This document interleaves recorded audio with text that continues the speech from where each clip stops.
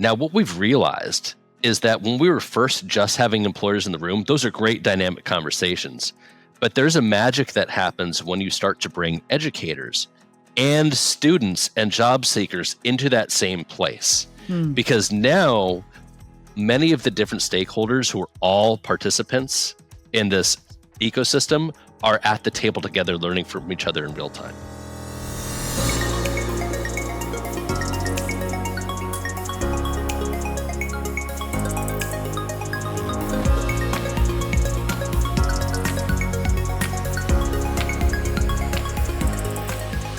Hello, and welcome to another episode of The Rural Impact. I'm Michelle Rathman, and we are so glad you're joining us for another conversation that helps to connect the dots between policy and rural everything that we can think of. Again, we're so happy that you're here. Okay, today we present our second episode in our series focused on pathways and policies to ensure rural learners succeed and why this is essential for America's future. Now, in the last episode, we focused our attention on the apprenticeships and all the promise these hold, not only for those who apply for and complete them, but also for employers and the public sector, and why it's important for them to embrace them. Because there are so many aspects of this topic that we do want to talk about, today we're shifting the conversation to focus on the landscape of post-secondary education for rural students. And that includes the barriers so often holding individuals back from reaching their highest potential and achieving their career goals, as well as what it takes and why it's important to eliminate these barriers. And lastly, we are going to be talking about how organizations are really harnessing the power and promise of the digital and tech space to not only catapult rural adult learners into career success, but this is really important, to provide rural communities with tremendous opportunities to expand their employment opportunities that genuinely ignite economic growth and development. So at this point, you may be thinking, Michelle, what does this have to do with policy? I'm glad you asked, because here are just a few dots that I want to connect before we dive into the conversation. You may recall that in October of 23, this is less than a year ago, the Biden-Harris administration named 31 regional tech hubs to create jobs in rural and underserved communities. So what does this mean in the context of our conversation today? Here are just a few points. First, these investments, as I said, are designed to support regional economic growth and improve American competitiveness. There's no denying that this is very important for our future. Another key here is that the move is intended to create, as I said, high-tech industry jobs in designated rural and underserved areas. And when you think about that, we think about job creation in rural, and so often our minds go to manufacturing or agriculture, but isn't it just really refreshing to know that we are expanding the scope of that to make sure that tech is a part of their future as well, our rural future as well. And finally, tech hubs are part of the CHIPS and Science Act, and that's meant to fuel semiconductor and tech innovations beyond areas traditionally known for this work, like the Silicon Valley in California and Seattle. Why should they get all of this when there are plenty of opportunities for us to expand this into rural? That is all to say, as you think about policy in terms of the issues familiar to you in your everyday rural life, I hope you'll take away from these conversations that when the will and the way meet in the middle, there is rural opportunity.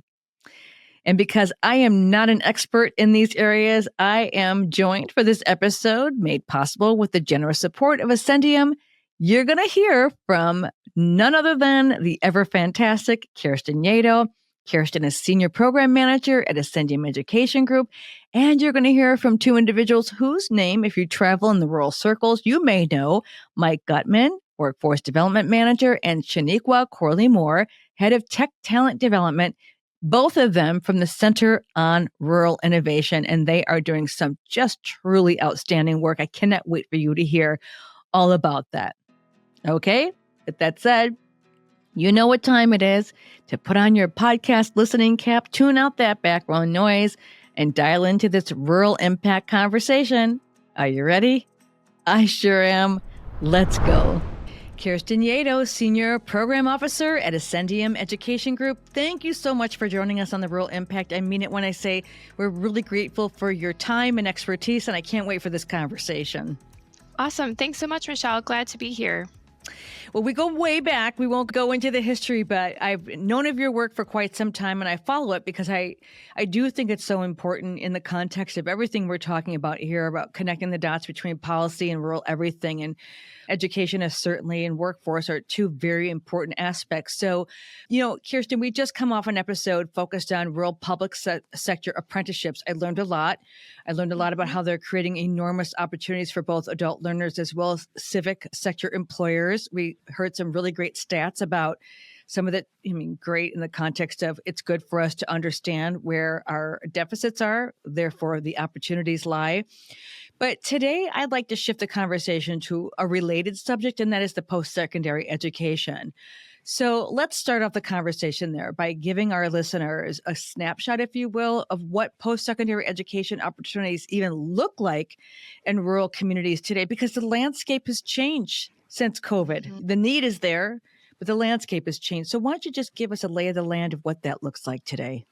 Yeah, absolutely. So happy to provide an overview and landscape. We know that every rural community and every rural region is really unique, but there are definitely some trends that we're seeing across rural America generally. Mm-hmm. So just to set the stage, we know that there are significant gaps in the rates of post-secondary enrollment and completion among rural learners when compared to their urban and suburban peers. We know, for example, that 21% of rural adults have a bachelor's degree compared to 35% of adults from urban areas.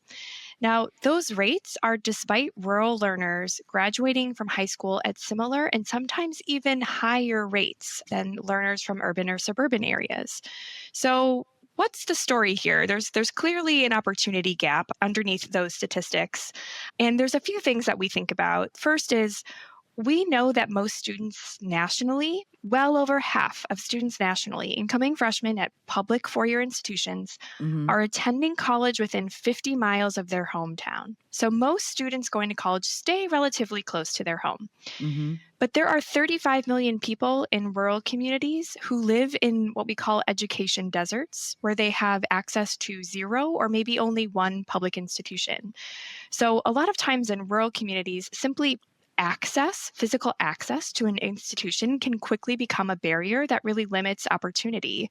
Mm-hmm. And if that institution does not offer an education or training pathway that interests you, you're presented with some really tough challenges. At the same time, however, I do think that there are a lot of institutions working in or serving rural communities, and there really is a lot to celebrate there.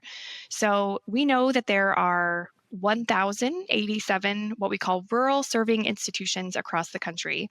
This is data that is from our friends at the Alliance for Research on Regional Colleges, who, with some funding from Ascendium, developed a framework for how to identify and define rural serving institutions, or RSIs. So a few things. Across rural serving institutions, they represent 46% of all public four-year institutions and more than half of all public two-year institutions. And I think another interesting thing to know is that rural serving institutions represent a third of historically Black colleges and universities and 93% of tribal colleges and universities. There are several institutions working in and serving rural communities, and they really represent the diversity in cultural contexts of rural communities throughout the country. So there's really a lot to celebrate there. I think in short, yes, there are real challenges, but there are also a tremendous amount of assets and institutions doing great work in rural communities that we can really build from. So those are really interesting numbers. I mean, I don't think that readily known data that you've just shared. So let's just touch on just for a moment, because before we can get to some of the solutions, it's important for us to understand the barriers. And these are barriers that an institution themselves cannot just remove, because it takes some real lifts and some collaboration. So you talked a little bit about just distance. What maybe if you could name a few other obstacles that you're seeing out there that rural learners face, and even, that keep them from embarking on post-secondary journey? I mean, I think that's an important place for us to really focus some attention. Yeah, absolutely. So like you said, that access piece, I think, is the first obstacle that we really think about. A second set of obstacles that I think about, I call kind of limited access to supports. And what do I mean by that? Almost any college student will benefit from some type of support during their time in college. So whether you're getting support related to mental health, transportation, housing, or simply attending an institution that has really robust advising services so that you have somebody to help guide you with your course selection and career pathways, those supports are critical for any student. And I think that's a childcare. Absolutely. Absolutely. And I think that this is especially the case for learners today who are not the typical 18 to 22-year-olds that I think many people have in their mind when they think about college students. Learners today, especially those from low income and rural backgrounds, are older and they are balancing several other responsibilities. So 41% of learners today work full time. They work full time and attend a post-secondary institution part-time.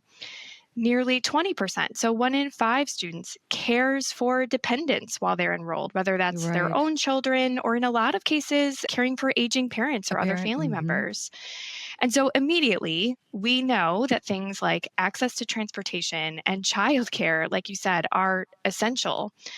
And if you think about the context of rural communities, I think rural learners in particular are managing this along with several other things like long commutes to work and class, increasing childcare costs. And to your comment, Michelle, that's if you can even find childcare providers in your community, increasing housing costs. And that's all on top of just studying and getting support with your courses.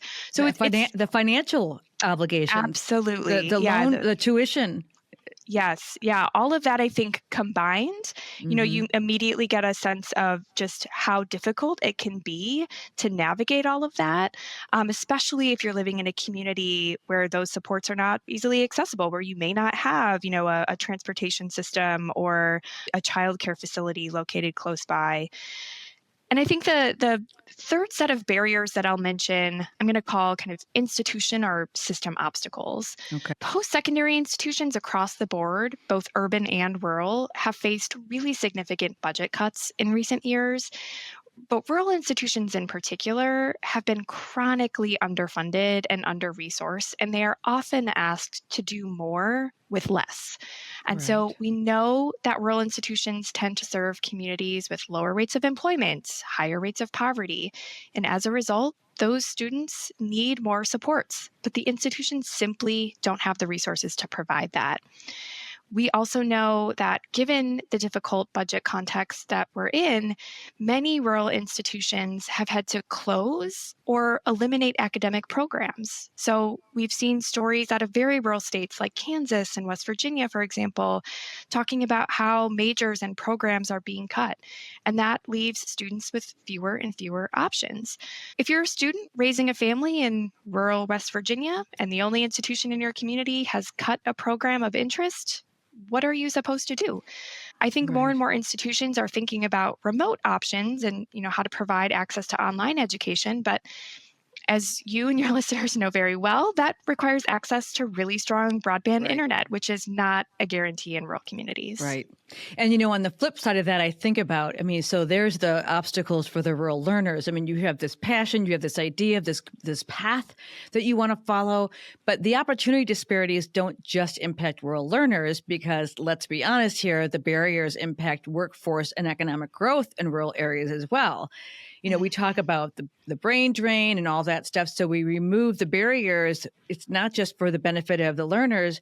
We have, shrinking employment opportunities beyond, kind of non-skilled, if you will. And I think everyone who works, I'm not saying that it's not a skilled. Everyone wakes up and they do what their best that they can. But at the end of the day, the things that you're talking about impact local economies because they don't have the talent to fill those pipelines, right? Yeah, absolutely. I think very well said. I think we at Ascendium very much believe that Education and training are an individual's best bet to moving into good jobs, getting on that path to upward mobility. And when those pathways aren't there, it means those good jobs are out of reach. But those good jobs aren't just out of reach then for that individual. It really impacts everyone in the community. We know that then employers are going to be struggling to find employees who have the right set of skills. If they can't find those employees, what do? Those employers might leave, and that ultimately is a barrier to economic growth. It's a lower tax base. It might prevent Right. future investment. So it becomes this really vicious cycle that might start with impacting individuals, but ultimately it really impacts entire communities. And so that's really our role at Ascendium. We're trying to find the best way to really disrupt that cycle by making sure that we can get learners on these pathways to good jobs so they can stay in their communities and don't feel like they have to leave. I would go further. So you're not trying, you're doing. Because there's a lot of evidence out there. And, I'm going to say this because I've said it often. Same thing with in healthcare and broadband. I know someone who's doing the work in transportation. Were it not for philanthropy, where would we be? And philanthropy plays a significant role in removing these barriers. And so I wonder, from your perspective, and this is your life's work, can you share with us what you believe the role of philanthropy is in helping to remove those barriers and basically the responsibility that you all have taken on to do that? Yeah, it's a great question. And I think philanthropy can play several roles, and a few things that I think are top of mind for us at Ascendium. So first is when we launched this rural focus area of our investments in 2019, we did so with data in mind. We knew that rural communities were overlooked, that a fraction of philanthropic dollars goes to rural communities nationally every year. And so we knew that if we were a philanthropic organization that wanted to be serious about closing gaps, we could not overlook 20% of the population that is rural in this country. And so we very intentionally chose to invest in rural learners and rural places. And I think with that context in mind, we see our philanthropy as really doing a couple of key things. One is just finding the programs that are working and making sure that we bring those to rural places. In this case, rural places that have, been overlooked. We want to make sure that any investment that we make in a community is really focused on building the capacity of the community to sustain the work. So the last thing that a philanthropic organization should do is fund a program and then leave, and do so without helping the community consider how this work can live on. And so making sure our investments support things like community partnerships or data systems are really important. Another important role for funders that I want to touch on just briefly is really the importance of investing in research. So at Ascendium, we support evaluations of programs and research to help generate evidence about which programs are effective and why. And that's really important for a couple of reasons. One, this can help make the case for additional investments, especially public funding, that can help sustain these programs in the long term. So within philanthropic organizations, we might be able to take a risk, invest in something that a state or local government doesn't have the funding to do. And if we can support an evaluation that demonstrates that a particular program is really successful, that then provides the data to help make the case for why government should then invest in and sustain that program in the long term. So that's a really critical part. That's a great point, because it's kind of like seeing is believing, and where others are timid, you dare to go. And we talk a lot on this podcast about capacity building, and it's kind of like this abstract term. But at the end of the day, I'm reading something about in 2023, March of 2023, so over a year ago, Ascendium announced grant partners for building evidence to increase rural learner success. I mean, it could not be more clear. And part of that is building capacity. So I wonder if you could just share a little bit about some tangible examples of how you're working to build capacity to ensure learners succeed. I mean, research is a big part of it. We often talk about the fact that data-informed decisions, but rural-specific data is kind of hard to come by if you're not really focused on that.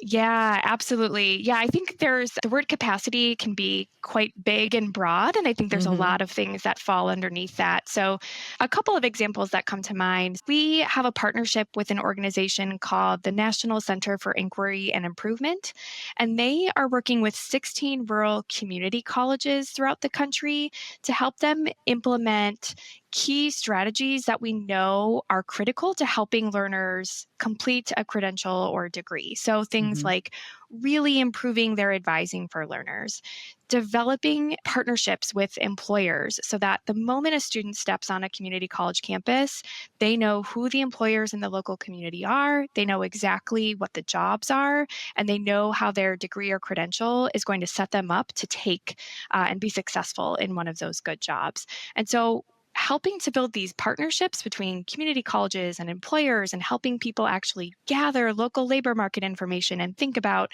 what does this mean? Does this labor market, do these labor market needs align with our programs? Do we need to add new programs? Those are really, really important capacities that we can help to invest in with our grant dollars.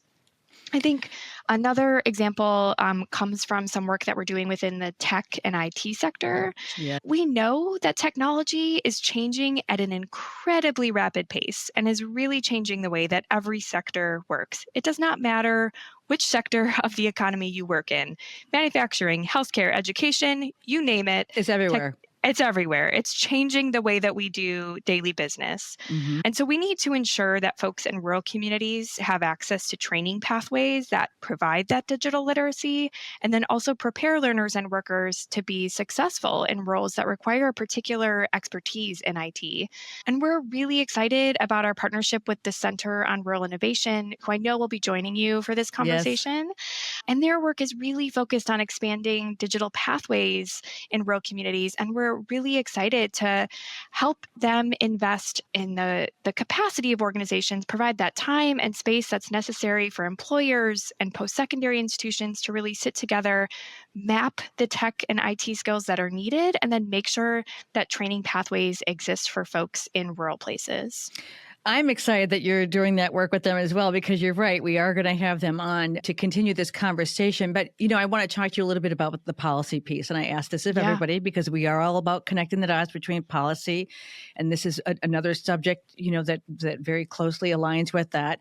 What policies do you think, you guys are doing, whether the policies work in your favor or not, you're plowing through and you are getting things done and you're consistently working with these organizations, industries, and communities. But what policies, in your estimation, are needed to remove the barriers that we talked about? And then from there, I kind of want to ask you what's in your advocates toolkit, because I think there is probably a lack of understanding of how we advocate, because you talked earlier about you guys can create a model, but then you need public sector dollars to come in behind and say, this is what is going to help it be sustainable. Because whether you might want to, you might not be able to be there forever. You got to spread the love and do your work in other places. So let's talk a little bit about policy first, and then what advocates can do to really make sure that we've got some get some traction on this. Yeah, absolutely. So when I think about what's top of mind for us, when we're having conversations with policymakers or things that we think need to change, it really is a lot about funding. Rural institutions and workforce training programs have been really chronically underfunded. Mm-hmm. So whether you're at a 2-year or a 4-year institution, or you're an apprentice somewhere, your institution or program should have the funds to make sure that you can access resources like transportation or health or childcare to be successful. Access to those resources and the ability for public funding to support things like that is not always feasible. There's a lot of federal funding programs that don't include those supports. And so that's something that we think should be changed to ensure students can be successful. There's also, I think, a lot of ways that funding can incentivize partnerships between institutions and employers. There's some really great research from the National Skills Coalition, one of Ascendium's grant partners, that talks about the importance of investing at the state level in partnerships between rural community colleges and industry partners, and how that funding can be a really, really critical component of partnerships that are constantly using labor market information to make sure that Community colleges and other training programs are offering degrees that directly align with the needs of local employers, so students have a clear path to good jobs. And then, in terms of the Advocates Toolkit, I think one of the things that we have seen across all of our grantees is just the power in really building on the assets that you have in your community. Regardless of where you are, there is a partnership that can be formed between nonprofits, employers, K-12s, and any post-secondary institutions, and really pulling everybody together to identify what are the labor market needs, what are the training and education pathways that are required.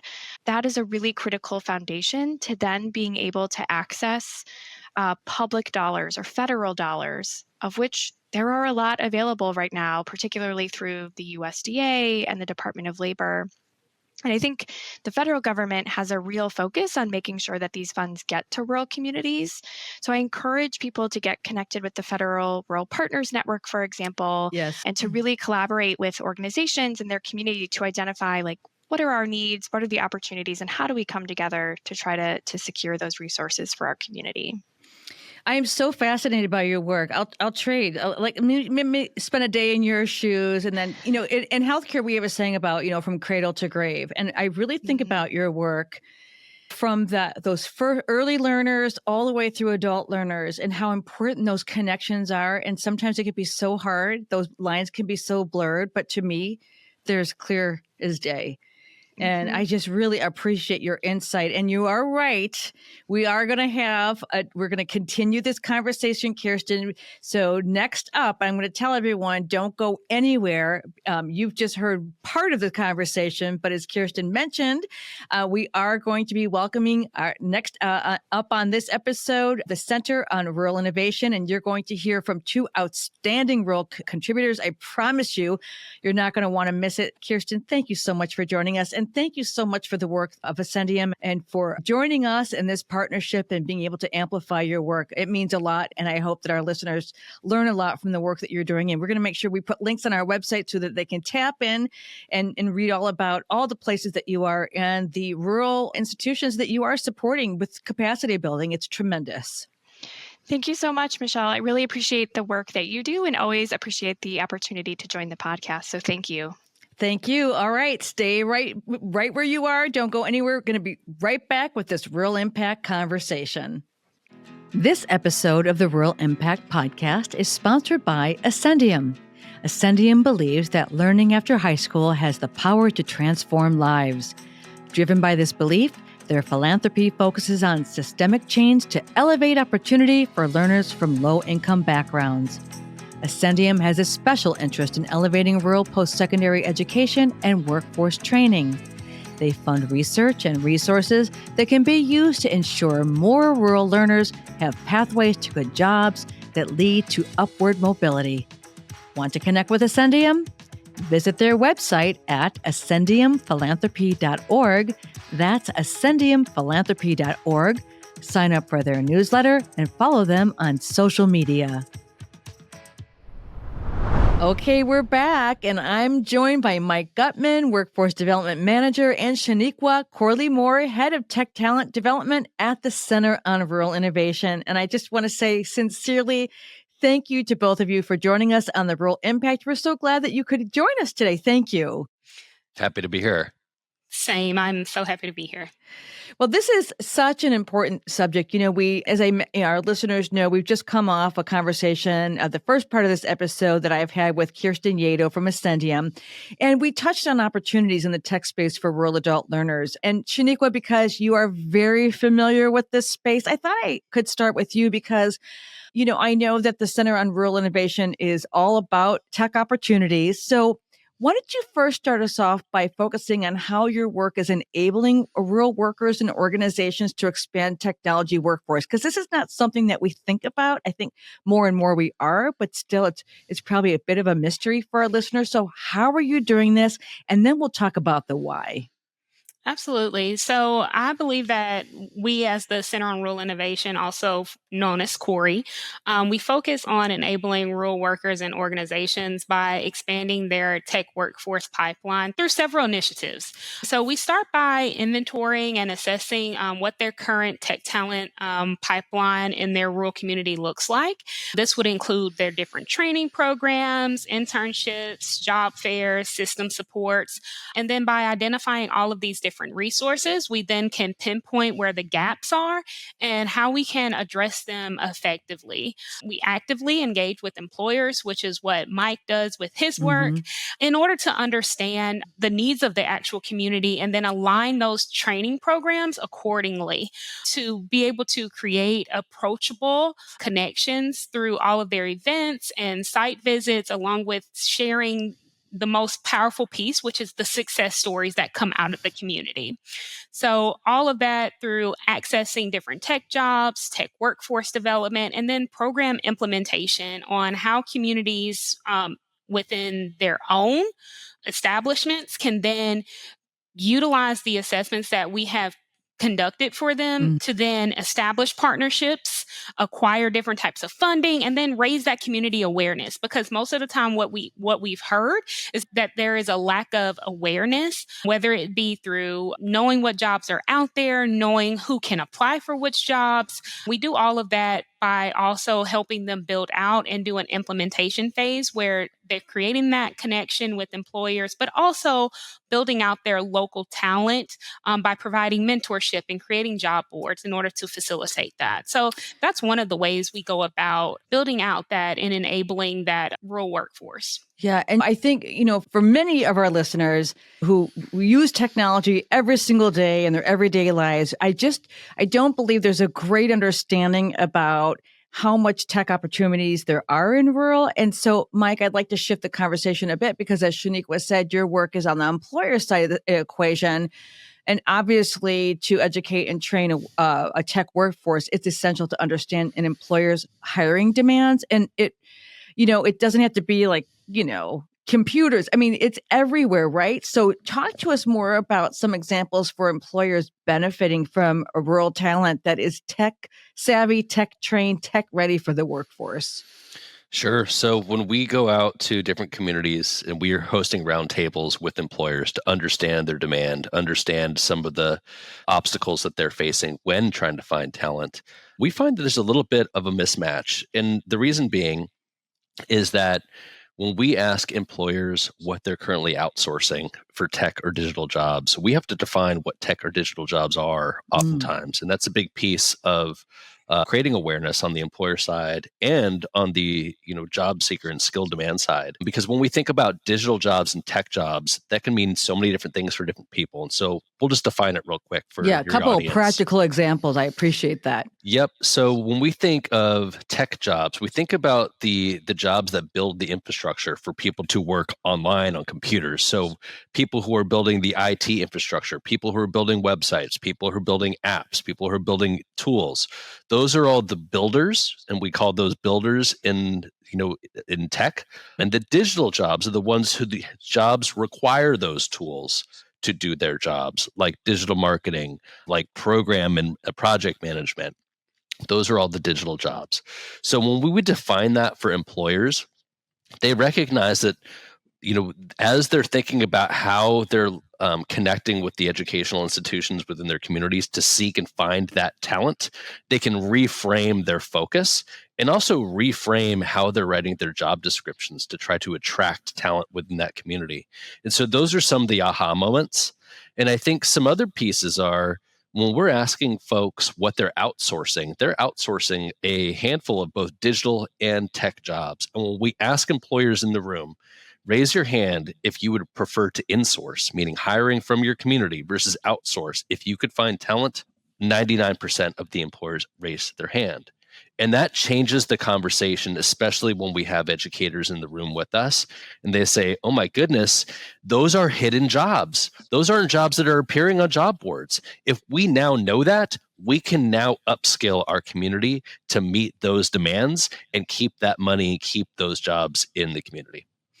It perfectly leads into my next question, because a lot of the work that you do, as you just said, is empowering local leaders to build tech economy ecosystems. And so why do that? And what has been some of the impacts? Because I think you're right. There's so many of this that is like under the radar screen, happening behind closed doors or factories. So what does it mean to empower local leaders whose economies may have relied on, as we were talking before we started recording today, the auto industry, and those jobs are no longer there? Or maybe agriculture has shifted because agriculture now involves a great deal of technology, as I understand it. So let's talk about what it looks like to empower local leaders who, if our local leaders are listening and they say, we need an infusion of excitement, of jobs, of what does that actually look like?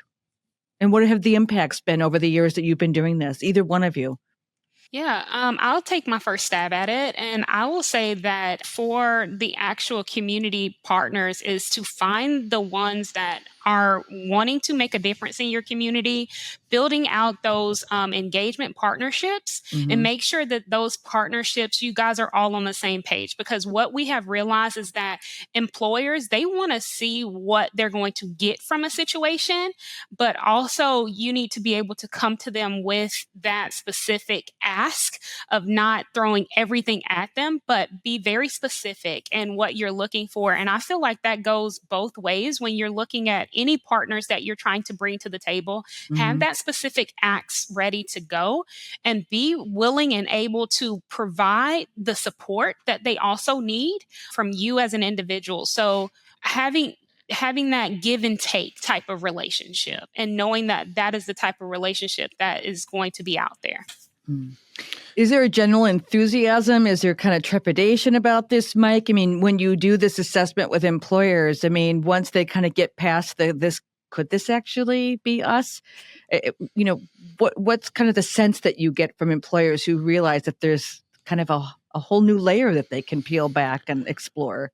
Yeah, I think, let's start from the high level of traditional economic development has been, let's bring in a large employer, a large manufacturer, large agriculture, business to come in and say, we now have 100 jobs that didn't exist in the community, and trying to attract and lure those employers to come in. Now, we've seen through our research that agriculture and manufacturing is on the decline in rural areas when traditionally that's been the major source of employment. So when we're talking to leaders and employers, we're asking, now we have a situation where we need to diversify the job economy and diversify the skill set in the economy. Whether we like it or not, we are in a digital economy. And I think saying that in a matter-of-fact way, people need to be doing business online. They need to be, advertising themselves online. Businesses need to meet people where they are, and many people are online. So when we break it down that way, I think leaders within the community recognize the value of diversification in skills in the community and how that leads to community resilience. And so developing training programs to basically, create those skills, but it doesn't make sense to train people if there are no jobs for them, because then they leave. And that is something that leaders really can grasp, is declining populations and declining workforce age folks in their community. Because if they get skills and there's no jobs, what's in it for them to stay? That's right. And so employers get that too, because they see what's happening to their town. And so they're trying to figure out, all right, are there ways for me to modernize my business by adopting technology to help make my business grow? And if I do that, I need to implement somebody who has the skills to help me do that. So that's one way employers are thinking about it. And the other one is the outsourcing piece, which we talked about. And then the other piece is, sometimes employers don't know what they need until they're actually sitting down and talking with a group of other employers about adopting best practices. And so you're getting this collective innovation conversation that's happening as employers start to talk to each other. And all of those things are at play as leaders are trying to figure out how they fuel the fire of a digital or tech economy in their community. Okay, so we're going to shift gears a little bit, because I know, Shaniqua, you have your resume is, you've been around, as they say, been around the block. You've got a lot of experience. And I would imagine in all of your work, and both of your work, we know that, I heard a conversation about this on another podcast about the fact that the work that you do to build capacity, we talk a lot about increasing capacity. and not in these abstract terms, but to really understand how you build capacity. And as a part of that, we know that philanthropy makes that possible. And that is true for the work that you're doing as well. So can you talk a little bit about how your capacity building works? And then with that, how you rely on philanthropy to help you build capacity? They go hand in hand, do they not? Oh, absolutely. They go hand in hand because without philanthropy and without federal grants and dollars, we wouldn't be able to do the work that we do as a nonprofit. Mhm. So I would say for our capacity in itself, it's almost building up our team. First and foremost, building up our team with inside Corey to be able to provide that extra capacity that we see in community. So being able to go inside of a community, host that roundtable for them, or be able to be that person that's making the phone calls for them because they have their hands full with wearing their many different hats in their own community that they're trying to serve.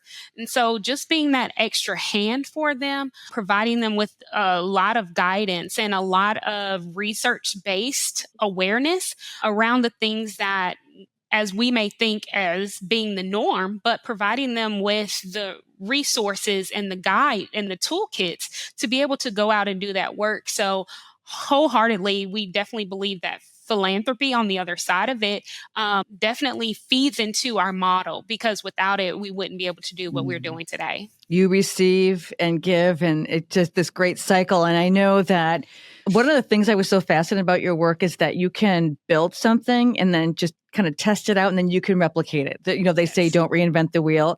So I know that you're working, your collective work, that you are working with 6 communities that are in progress right now through the support of Ascendium. Can you talk just a little bit about kind of that whole cycle, identifying employment needs among local employers, designing and implementing tech training programs? Can you give us kind of a snapshot of the communities that you're working with so that people, I like to say, planting a seed thought that people say, this could be me. Yeah, absolutely. So we're working in 6 communities doing a pilot where we're trying to help the 6 communities build out their tech talent pipeline from start to finish, leaving it to where it's sustainable in all of these communities. So the 6 communities that we're working with from the East Coast all the way to the West Coast, we're working in Wilson, North Carolina. We're working in Ada, Oklahoma, Selma, Alabama, Chambers County, Alabama, Cochise County, Arizona, and then Taos, New Mexico. Wow. Are our 6 communities. And they are very different. And one of the things that I will always reiterate that our executive director, Matt Dunn, always says is one rural community. When you've seen it, you've only seen one rural community because they all have various and different needs. And Mike, what about the work that you're doing? I mean, so you kind of tag teams. So Shaniqua, you're working with the learners, is that correct? And then Mike, you're working with the employers. Yeah, I would say our work cross threads all the time. Shaniqua and I are on the road often, and we're at these same meetings with the same people. And I think this leads into perfectly some of the things that we've learned. Mm-hmm. And I'll just share them, which is when we first started this work, we wanted to implement a backwards design model. So understanding the employer demand first, because that is the ultimate goal, to get people to have higher paying technical or digital jobs. If we don't understand what that is, we're upskilling people into nowhere, into leaving. So if we don't understand the employer demand first and get the employers engaged through that upskilling cycle, then we're not doing the community, it's justice for what we want with jobs and opportunity. So that has been the first step. Now, what we've realized is that when we were first just having employers in the room, those are great dynamic conversations. But there's a magic that happens when you start to bring educators and students and job seekers into that same place. Because now many of the different stakeholders who are all participants in this ecosystem are at the table together learning from each other in real time. And I'll give you a perfect example of something that, like, this is the magic that we see happening as we're facilitating these discussions. We were in a community, and the educators were in the room and saying, okay, we have some, curriculum consultants who are employers in the region who help us figure out what curriculum is in demand right now for employers. And we asked some follow-up questions. Are those employers in your community? Are those employers hiring from your talent pool? And that first answer was no, and that second answer was no. And so we asked a follow-up question: wouldn't it make sense for the curriculum board to advise on which curriculum you're installing be the same people who are building relationships with your students, the same people hiring those folks? And they're like, yes. All right, employers, raise your hand if you'd like to be on that advisory board. They raise your hand. Those connections are made. That's how ecosystems are made in a sustainable way. So that's how a lot of our work comes together. And that's also how we learn. And we share those learnings from those moments to the other communities we work with to, again, as Shaniqua said, this is a pilot. We'll take all those learnings, package them, and scale them up. Hey, quick point of clarification. So when you talk about educators, are we talking about community college, high school, or combination thereof? What are we looking at? We're talking about a combination thereof. So it can be like your K-12 superintendents that are sitting at the table. We are also talking about your community college, whether it's the president or it is actual instructors of the content that are sitting in the room, and even some tech training providers that they may have locally that are doing their own small business, but they have the opportunity to be able to provide the tech training for people to receive national certifications. So we bring them all to the table. That's awesome. And then what about any work, if we could, before we move on, just entrepreneurs? I mean, because it doesn't have to be some big factory or some huge operation. There's a lot of entrepreneurial opportunities, I would imagine, that your work could be applied just as well. Absolutely. And I will, I'll highlight actually one of our communities that has actually done it, and they're like 5 stars. If anyone that's watching this is looking for a community to look for and get advice, that's going to be Cape Girardeau, Missouri. They have done an excellent job of bringing in that talent, skilling them, and then having them actually work for the small tech companies that are in their co-working space to be able to provide them with that hands-on experience. So they've done an excellent job of putting together all of the parts that need to be in play in order for individuals to thrive. Good shout out, because I'm going to Cape Girardeau tomorrow. And if I can, Michelle, just quickly add on to how the startup ecosystem and tech talent development ecosystems overlap. Because when we're thinking about building awareness and building a community of people who are talented in digital skills or tech skills, those communities, it overlapped and intersect.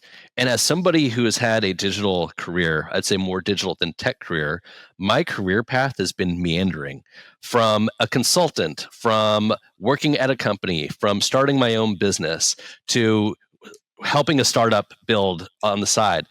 And I think all of these people with skills, once you get them into the same room, you now start to develop, opportunity where you might have somebody who has a startup and just needs 5 hours of digital marketing support, and they can tap that person who already has a full-time job. And you really start to see these seeds start to plant themselves, and the community help grows itself. And so I think there's a really a benefit of those two populations being cross-threaded, and I really think they're one and the same. Gosh, I would love to see the numbers about what the actual economic impact is. At some point in time, we're going to have to have you come back to talk to us about that. But before we leave, this podcast, we really do work to connect the dots between policy and rural quality of life. So I do want to ask you to kind of opine for a moment and answer this, which is the fact that we know that, for example, Shaniqua, you talked about the federal dollars. Every dollar, every cent that comes to you through federal grants, that is born out of policy. And so I wonder if you could talk about, this connection to policy and what policies are important for listeners to understand that's tied to your work success. What are the things that we're talking about there? And then the second question I have for you to think about is, what's in your advocate's toolkit? Because it's one thing to have this, year over year, but it's the sustainability. So what can advocates, local, county governments, cities, local entrepreneurs, what are some of the things that they could be doing to advocate for more resources to kind of pour into this important work for the goal of building their local economies and economic growth and stability? So let's start with the policy first. What would you say about that? I would definitely say when it comes to policy is understanding the rural communities as a whole, because through research, it shows that rural areas are less funded than you would see urban and suburban areas. So first and foremost, taking that opportunity to understand what rural communities have to offer and what's available to them. And so I would start with looking at policies like the WIOA, which is the Workforce Innovation and Opportunity Act, talking to your local government about those particular policies. Also looking at broadband expansion policies, because when we're thinking about rural communities, we know that a lot of rural areas, in order for them to have an enabling remote workforce or online training, they have to have that connectivity, which a lot of our rural areas are lacking. And then last but not least is also looking at EDA applications. I know our organization does a lot with Build to Scale, with helping communities grow. So talking to local government in order to make sure that the dollars that are being put into those policies have specific advantages and opportunities for people that apply from rural areas. So those would be the policies that I think wholeheartedly can help us build and create sustainable tech ecosystems in rural areas. I think that's a great point. So often we look to our counties for what's happening right now versus, potentially what they're doing to advocate, to their state legislators for those resources. Mike, what about the Advocates Toolkit? What do you think is important for those you're working with to advocate for themselves, because you support them and you need their voices out there advocating so that you can continue your work? Yeah, so I think that leads perfectly into what Shaniqua was saying, because if you're advocating for yourselves, then it's also about asking for resources. So if you're starting at the Workforce Development Board at the regional level, at the state level, just asking the question of what resources are there to help support this work? That's a very open-ended question, and oftentimes those resources might not be apparent or they might be hidden. And those are the folks who are in the know from the state and federal policy level. But at the local level, I think what people probably, I don't want to make a generalized statement, but there are resources in your community that probably you might not know that can help you. And I will just say this from an awareness campaign. When employers are saying, I'm struggling to find talent now, that doesn't mean that talent doesn't exist. It means that maybe that employer has gone through traditional pathways of trying to find talent that has worked in the past, and we are an ever-changing society. And so how do they pivot from that? Well, what we offer people is to say, if you can connect with other organizations on the ground locally to help surface that talent now, you will be more successful than if you don't do that. And when we think about non-traditional methods of building awareness within a community, we're thinking about, okay, are you connecting with your church leaders? Are you connecting with your, YMCAs, your boys and girls clubs, your community centers? Think about all the different people of where they are. It comes back to where are people in your community, and building awareness to say, hey, y'all, we got jobs here. Here are the jobs. Help us surface that. And when you frame it in the way that we have opportunity, help us share those opportunities, that is building value. And I think a lot of communities that we've worked in, are trying to reframe the how do we offer value to folks versus how do we ask for stuff without giving in return. And that changes the conversation completely.